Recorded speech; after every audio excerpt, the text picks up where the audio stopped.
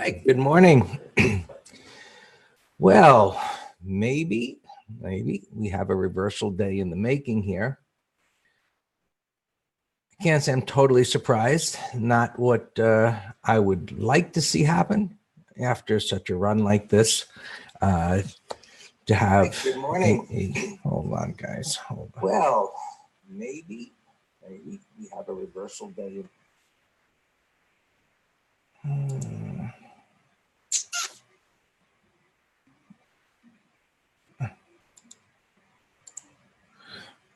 Okay. So what I was saying, you have a reversal day after such a sharp run to the upside. To have one this quick, the ideal scenario for a reversal day is one that's close to the move igniting. So, well, maybe an initial move, say to here, where it hits some initial resistance, and then you get a day like today. And one of the things I said in the room earlier in the week was that for a continuation pattern, I wanted to see the markets trade under a prior day's low.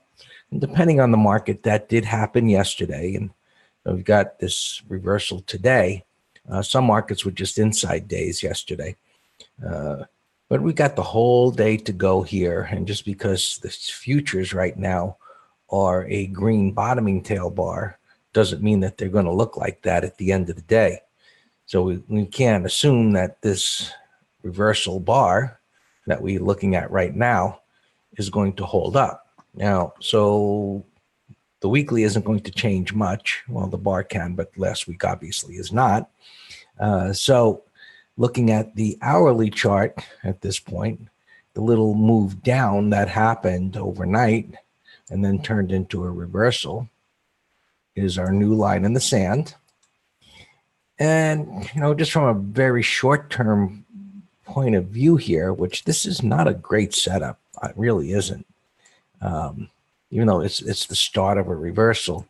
So just looking at this from a day trading point of view for the moment, just color coding here, is that a move above this level right here would suggest a move to this 2910-ish area. And we'll see if it can get above that, which is this topping tail right there. Now, we always have to consider all possibilities. And as I look at this, and this is why I don't like this as a setup, as far as this actually turning out to be a reversal day, especially, well, I mean, if it turns into a big giant green bar and it's up here, which just thinking about historical patterns in my library of memories, that kind of a pattern would be highly unusual. But if it closes like that, we're going to have to go with it that it's going up here to have a bar with a tail below here. And of course, the spiders are going to be a gap up and would be a green bar. Now, before we go there, and just assuming that this day ends something like this, gets a little higher, the problem with these really shallow retracements is the possibility, and somewhat of a probability because it happens very often, is that this turns into an M top. So shallow pullbacks tell us that the demand, the aggressiveness of buyers continues, that the pullback is so shallow, but it sets up truly what's the unexpected, meaning the possibility that it doesn't get through this high, or that if it barely gets through this high and reverses, that will turn this back down in the other direction quite rapidly. So I just put that out there for some food for thought, because it would take a couple of days for that to actually unfold. But if you have that in your mind as a possible pattern, you can be ready or watching for it. Now, if it just goes from here, so be it. That pattern won't set up, but you have to have these different scenarios in your library, so to speak, of possibilities, not to be caught off guard by them, and while still being open-minded to just go with what is in the moment and not be projecting, okay, certain things. So for the moment right now, assuming that this can hold on to the gain, right, which it is, it popped down. It got cleared this. It's going sideways, bullish price action. On a short-term basis, we look for it to get up to the next resistance area, and then we'll see what happens, if it gets there, what the reaction is to it. Qs, same story. It's pretty much the same pattern. It's going sideways. If it can clear this right here, we look for it to continue to move higher. And if for whatever reason it does move back down here, well, that opens up the door to possibly this turning into a red bar at the end of the day. So it's not the same as yesterday, where I said, look to be nimble. So you still have to be nimble here, but maybe at this point we have a little bit more data to go on that could support this actually following through to the upside here, especially based on the fact that this dipped down and buyer stepped up and drove it back up in the other direction. Dow, same story. And this is one point in time where we have a lot of these markets in agreement that they are forming the same patterns, pictures. It's not always that way. So they're similar, not exactly the same, but similar. As you can see on the hourlies and the bottoming tails and the moves and so on. Some moved a little bit stronger than others, right? So going back to the NQs, you can see they did not clear that high, so they underperformed, whereas the Dow cleared that high. It's a real easy, common sense way of recognizing relative strength and relative weakness. Now, bonds are just chomping along here, consolidating their gain. And we're still keeping an eye on this. Yesterday, intraday, the markets were more focused on oil than bonds, and the wild gyrations that happened on the report that happened in the morning, where the oils went up and down and flipped all around and then sold off near the end of the day. And so they didn't pay much attention to bonds. That they were quiet, but we'll continue to monitor this to see if it gets out of this range in either direction. And oil actually turned around as I gave you the possibility yesterday to look for the W bottom. So now there's some news on a tanker blowing up. How much that really means to the supply of crude oil or the lack thereof, who knows? But that's what I saw on the news there this morning, which was attributing this turnaround to that, whether it really is or just the technical pattern that we talked about yesterday that historically has that possibility of happening. So right now we've got this W bottom, it's early in the day. I don't know if this is going to end up like this. You can see crude oil's up against this initial resistance area. This is where it broke down from yesterday. So we'll see how it handles that as it's kind of just jiggling around there for now. And right, this is the idea of beginning to absorb the supply. We'll see how much of it comes in and whether buyers can hold it here. So the longer it goes sideways at this reference point, right, the more information we have to suggest the possibility of going up through it. So when prices come up to resistance, we just simply recognize it as having reached its destination. Now, what happens when it reaches its destination? Do the passengers all bail and it falls back down, or do new people get on the bus, so to speak, and get things going sideways here, where that would be supportive of this beginning to move higher? So that's something to be looking for this morning to see how this trades. Even if it dips down a bit, does it come right back up again and go sideways, where this could then go higher? So this pattern, in reality, what we would like to see happen is it hold on to this gain here, chop around, building a base, and then ideally, even if it gets a bit higher or lower, whatever, like tomorrow sets up potentially for the launching pad to move up. Even if it has another consolidation day or whatever it's going to do here, this pattern you want to see, this is almost textbook, and that wider red bar being followed by a wider green bar, testing a breakdown failure pattern here, and then being able to consolidate a little bit here, and that then setting up a continuation move to the upside. So that's what to look for there. And gold just continues to chop around here, and he's kind of just sitting back, waiting to see if more information comes as far as the economy slowing, the Fed's going to lower interest rates, inflation is going to come back over time. And why I covered this in last night's video, this multiple year trading range, that if gold could get through here, it opens up the door to this huge void up above. So oil's been pretty much dead money for what, 5-6 years or so, and it's just been hanging out here. And so if it can get through this, I mean, that could be a monster breakout to the upside. So we'll keep an eye on that and see what it does. Right now, it's kind of what we would want to see with oil on that hourly chart, meaning it's up against this resistance area, right? Not exactly the same, but general idea. Things don't always set up exactly the same way. The thing is to understand the bigger picture, the broad idea of the concept. So strong move up creates a void. So far, it's going sideways at this resistance area where there's supply, and the buyers continue to show up in somewhat of an erratic way, but it's not dropping. So it's just marking time, and we'll see if it can clear the high, or whether if it breaks down here, well, sellers took control and they knocked it back down. And be the same story with oil, right? Where it made this sharp move up. Now this is an hourly, where that was a daily, but the concept is applicable to all time frames. Sharp move up into resistance.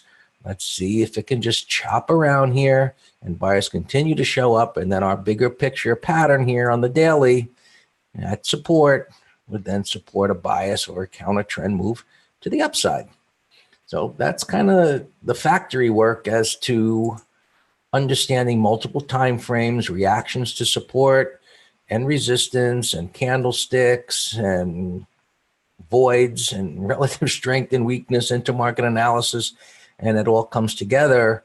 After you've assimilated, what I'm talking about here, and you've taken a course and you start to think that way, it just becomes factory work. As I said, you just do the same thing every day, and you assess how things are. And as a professional trader, you come to the markets with the mindset of, this is what everything is saying is going to happen, but really, I really don't know if it's going to. So the best odd scenario of the big picture, what we call the weight of the evidence, is suggesting that prices can do this. Then we place a calculated bet, right? Calculated risk that is what's going to happen, and then we manage accordingly. So right now, as we look at these various markets, we're really still in information accumulation mode, meaning there isn't anything right here and now. We've got some promising patterns, but there's nothing right at this moment in time that says, hey, press the button in this moment to take advantage of the weight of the evidence. So still going to have to be a little nimble if you're in there, because it isn't quite crystal clear just yet, but things are beginning to shape up. We just need a little bit more information to that happening. Russell, which has been the weaker, it's up here this morning, coming up into resistance. Similar pattern to what we looked at. Transports, right? Same thing here. They don't trade too much pre-market, but they came off of the low. They're chopping around. We'll see what they do. Semiconductors is something to keep an eye on here, because they had the relative weakness yesterday. They pulled back where, the Qs, they pulled in a little bit, but not quite as much. So, they're up here a little, just flip-flopping around. Nothing here. If you're nimble and they get above here, you've got an opportunity to trade on the long side. up to resistance. It really isn't that far, but again, as an intraday trade, it's got some possibilities. And down below here opens up the door to what should be a great trade because of the bigger void. And what else? We'll look at here. Internet inside day at the bottom of the range. Not doing too much here. So really, we don't know which way that's going to go. So today is kind of a day of, bulls, prove yourself here. You got the markets up here, pre-market. Prove that you can hold on to it. Let's see how far you can get into these red bars, and we'll see where things are at the end of the day, since we've got these weekly bottoming tails or big reversals to say, hey, we're going to go with the continuation pattern here, where these red bar reversals from a couple of days ago have been ignored. And technology, same thing, but extended. And the last thing is to take a look at, if I can find it here. Should be there. I didn't delete it by mistake. In any event, it's easier to type. XLE. It's not down near the prior low as crude oil is, but it is gapping up here. So we'll have to go through the individual stocks, but that doesn't look so attractive. XES, kind of more like what I would like to see as far as a pattern on an ETF, being that red bar breaking down to be totally negated with a green bar back up today. So that'll be something that we'll keep an eye on to see if XES can turn around.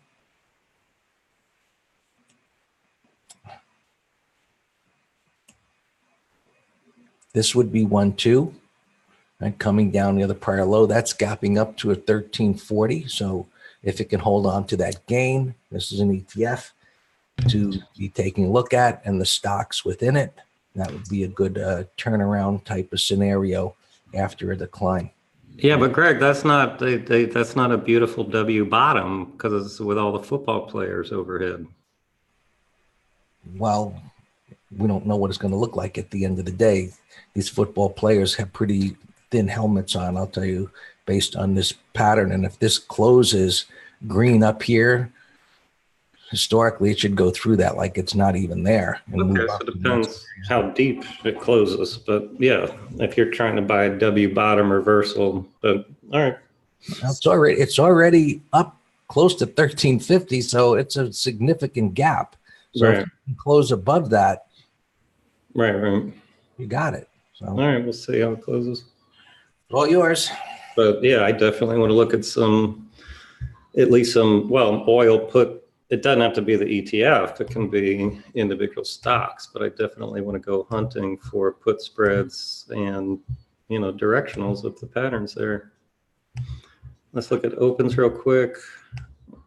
We don't have nearly as many as we used to, which makes sense, closing out in the strength.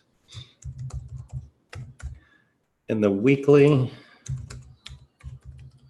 we just had two positions. LRCX, we sold a call spread way the heck up here, and Tesla, and we covered half into the close just because he's a gappy, whippy animal. And it's gapping up a couple bucks here, but just because of the overnight time decay, that should still be at a bigger profit. So those who held a full lot should get paid for that.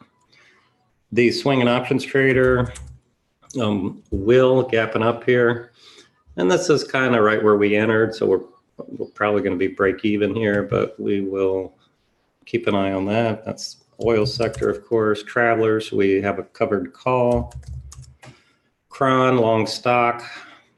It's marijuana. EXR, covered call.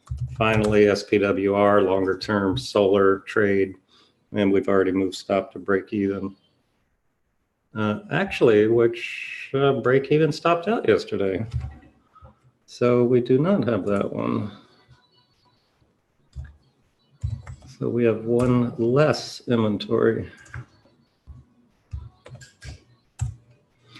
Gappers, or just regular setups I have here on my list. I got them all mixed in. FE, McGraw sent me this morning, and I like it. I like it all time frames, McGraw, FEN. Len got an upgrade, 53.34, so it's just gapping a resistance. Red Robin, 32 bucks. It's a big, it's an excessive gap. Cop, 59.58.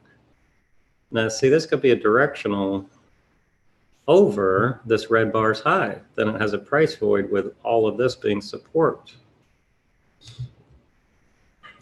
Coda, 1163. All right, so that's a bullish gap, maybe just for a day trade because this didn't come down fluid, so I wouldn't hold it as a swing.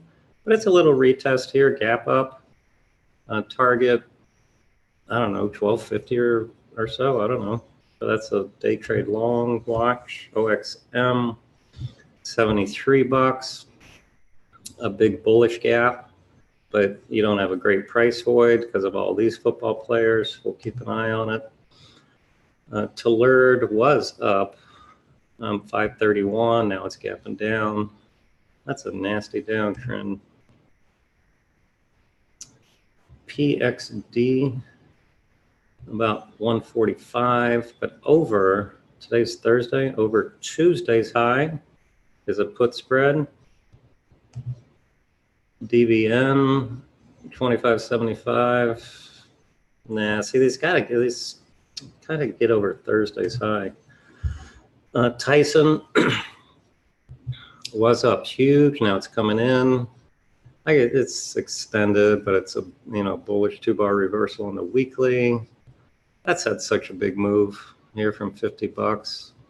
They're getting into the meat, non-meat business, and the first thing I thought of was, here we go again. It's the new thing. It was the Bitcoin, it was the whatever, and they just say, oh, I'm getting into this business, and boom. So, hey, Greg, how long you think it's going to be for Hewlett Packard to, now say they're going to start, doing some technology and fake burgers, and then they go up 10% too? But that's the human nature that we trade. Whatever is in their mind and what they're programmed to believe, to either buy or sell, we just trade around it, either with the pattern or fading it. But that's why Tyson's up, so it's kind of funny to me. 21 bucks. Noble, again, it has to get over Tuesday's high. Fro, 773. It was up more. It was up at 8 bucks earlier today, so it got my interest, because then this would be a bullish island reversal. Well, it still is a bullish island reversal because it's gapping above yesterday's high, but that doesn't mean that it's tradable. McGraw, I saw this. Cyber is a put spread candidate.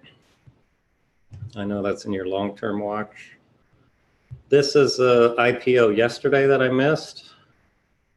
And again, it's funny how they say, oh, it's so much. Well, it is more than the IPO price, but the headlines are so misleading on intraday action of what really happened.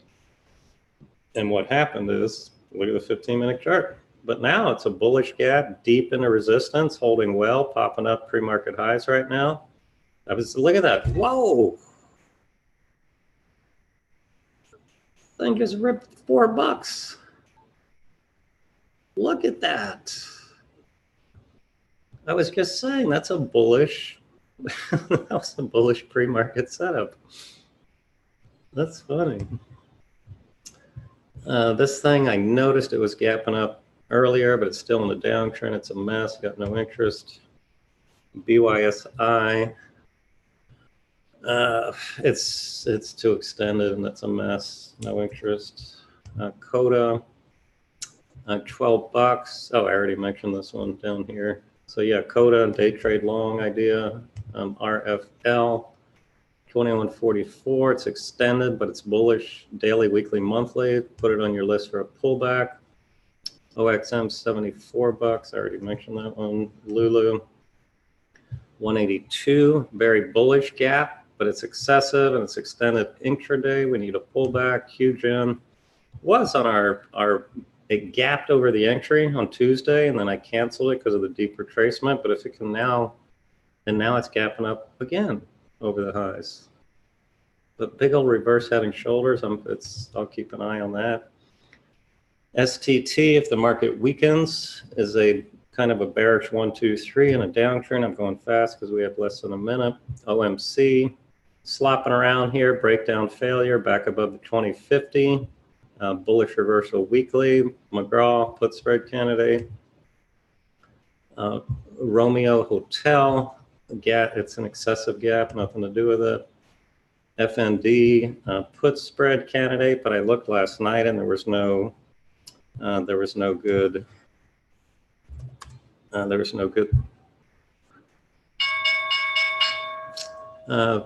Yeah, Greg's just making a comment of fact, that it's the reaction to the news is down, they're raising the price, but having a trade opportunity is a totally different animal. So there's our LRCX. There's